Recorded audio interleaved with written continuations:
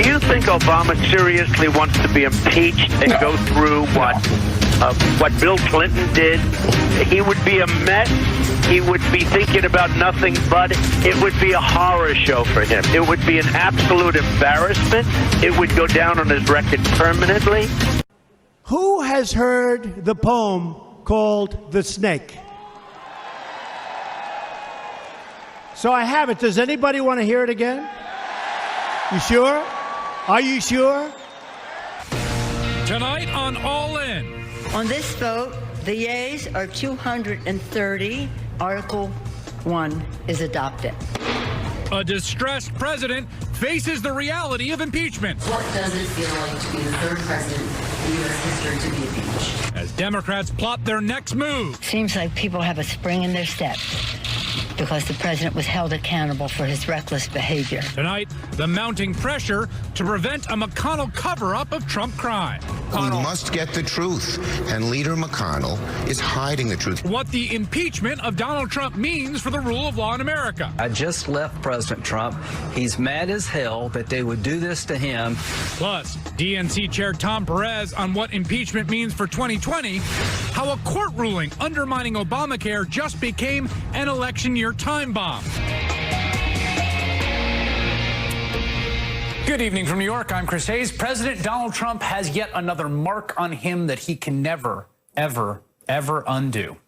The House of Representatives decided to use one of the most extraordinary constitutional remedies at their disposal, impeachment, making President Donald J. Trump just the third president in all of American history to wear that shameful mark. The reason President Trump was impeached for Article 1, abuse of power, is because he tried very hard to extort a foreign nation into interfering in American elections. He tried to get them to instigate a criminal investigation in a country with notoriously corrupt prosecutors to go after an American citizen, violating not just the sanctity of American elections for all of us, the sanctity of protecting them from foreign interference, but also the president's basic fundamental duty to stand up for the Americans he represents. The second article Trump was impeached for is obstruction of Congress. And that's because his posture towards the impeachment inquiry and congressional oversight in general has shown by far the most blanket defiance of any president in history. As the Democrats laid out in the articles themselves, President Trump, quote, without lawful cause or excuse, directed executive branch agencies, offices, and officials not to comply with those subpoenas.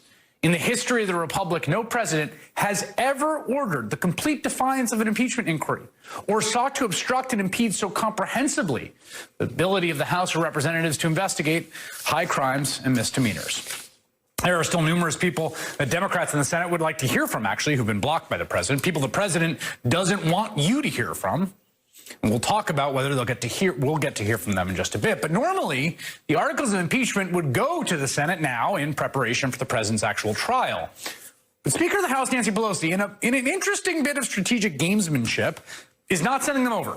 In fact, she said last night she's waiting to see what the trial in the Senate looks like before handing over the reins. Now, Senate Majority Leader Mitch McConnell has come out and said he doesn't care one way or the other. In fact, he said, frankly, he'd like not to have a trial at all. But it is clear not having the catharsis of an exoneration in the Senate is not going to sit well with the president. Here's what Senator Lindsey Graham said on Trump TV earlier tonight. I just left President Trump. He's mad as hell that they would do this to him and now deny him his day in court. The reason they're denying his day in court is they know their case sucks. Oh, president's mad. So the president's clearly not in a good place. He is well aware of what being impeached means for his legacy. Of course, you want to get a sense of how Trump, a person who's incapable of speaking truthfully about his own interstates, feels about this. This is what he hypothesized President Obama would feel were he to be impeached back in 2014. Do you think Obama seriously wants to be impeached and go through what Bill Clinton did? He would be a mess. He would be thinking about nothing but it would be a horror show for him. It would be an absolute embarrassment. It would go down on his record permanently. But they're saying, oh, he'd love to be impeached. That would be so good. It would go down on his record permanently. He would be embarrassed. It would be a horror show for him, Donald Trump said. One big argument Republicans have made in defense of the president, they made it for hours and hours yesterday, and this is to the extent they've made an argument, few, of course, in good faith, is that this impeachment was all essentially predetermined, that the crime was pretextual, that Democrats were always going to vote to impeach President Trump. And I have to say, as someone who has covered this story from the first day of this Congress, night in and night out, I've talked to dozens upon dozens of members of Congress, I've talked to their staff, I can tell you, the House leadership did not want to impeach the president. They did not want to get to this point. The Democrats have faced the question of what to do about the president's unconstitutional actions and tendencies since the day he took office, and certainly since the day they won a House majority. And they did everything in their power all year to avoid it, even though there have been voices pushing for impeachment from nearly the moment the president took office because of his behavior.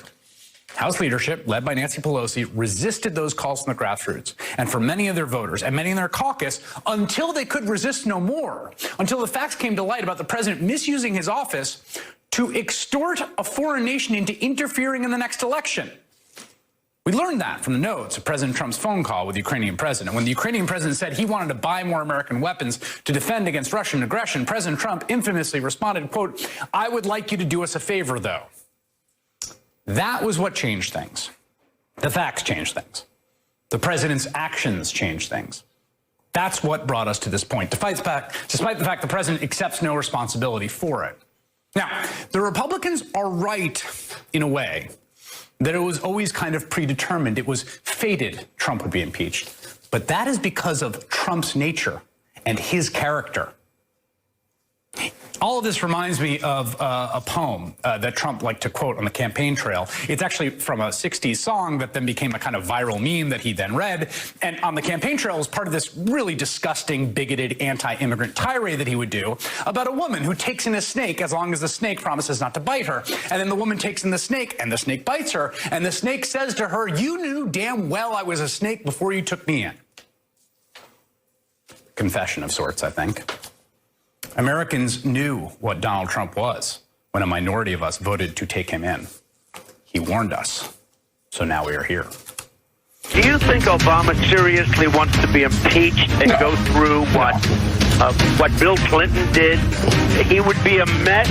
He would be thinking about nothing but it would be a horror show for him. It would be an absolute embarrassment. It would go down on his record permanently.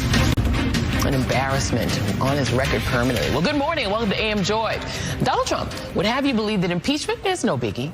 It's just rolling off his back like water off a duck. It's all good. But his thoughts on impeachment back in 2014 might give us a better glimpse into how he's feeling right about now. Well, that and his Twitter feed, which was extra all caps angry this week after the House of Representatives slapped a giant permanent asterisk on his legacy by impeaching him. Yes, officially, Donald J. Trump is just the third president ever in the history of the United States to be impeached, and notably the only president to be impeached for damaging American national security by soliciting foreign interference in a U.S. election. Trump is essentially in worse shape than even Richard Nixon, who resigned before the stain of impeachment could be slapped onto his already tainted legacy. No matter how Trump or his supporters try to diminish the gravity of impeachment or use it as a re-election ploy, make no mistake, the blow to Donald Trump's legacy is both real and irreversible.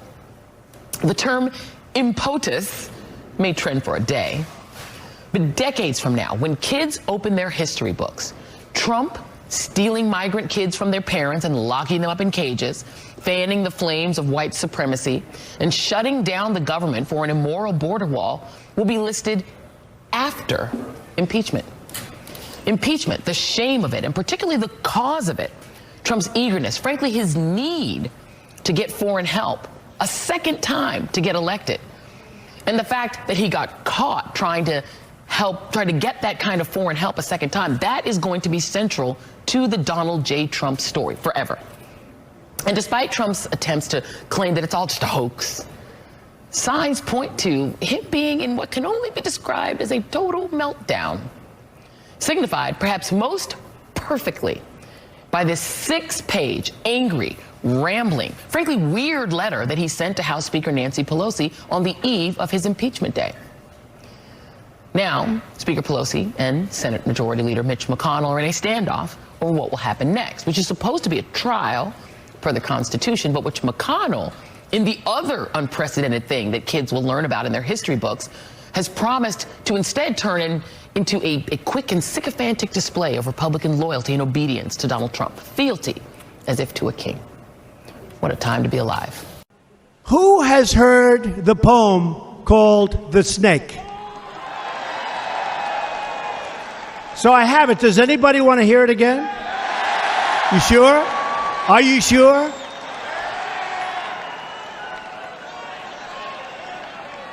Okay. So let's dedicate this to General Kelly, the Border Patrol, and the ICE agents for doing such an incredible job. Right? This was written by Al Wilson a long time ago. And I thought of it having to do with our borders and people coming in.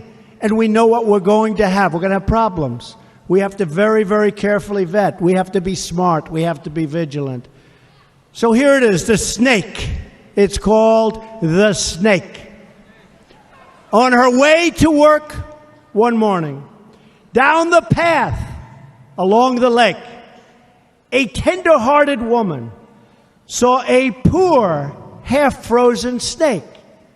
His pretty-colored skin had been all frosted with the dew. "Poor thing," she cried, "I'll take you in, and I'll take care of you." The border. "Take me in, O tender woman. Take me in, for heaven's sake. Take me in, O tender woman," sighed the vicious snake. She wrapped him up all cozy in a comforter of silk and laid him by her fireside with some honey and some milk. She hurried home from work that night, and as soon as she arrived, she found that pretty snake she'd taken in had been revived. "Take me in, O tender woman. Take me in, for heaven's sake. Take me in, O tender woman," sighed that vicious snake. She clutched him to her bosom. "You're so beautiful," she cried. "But if I hadn't brought you in by now, oh heavens, you would have died." She stroked his pretty skin again and kissed him and held him tight. But instead of saying thank you, that snake gave her a vicious bite. "Take me in, O tender woman. Take me in, for heaven's sake. Take me in, O tender woman," sighed the vicious snake. "I have saved you," cried the woman, "and you've bitten me, heavens, why? You know your bite is poisonous, and now I'm going to die." "Oh, shut up, silly woman," said the reptile with a grin. "You knew damn well I was a snake before you took me in."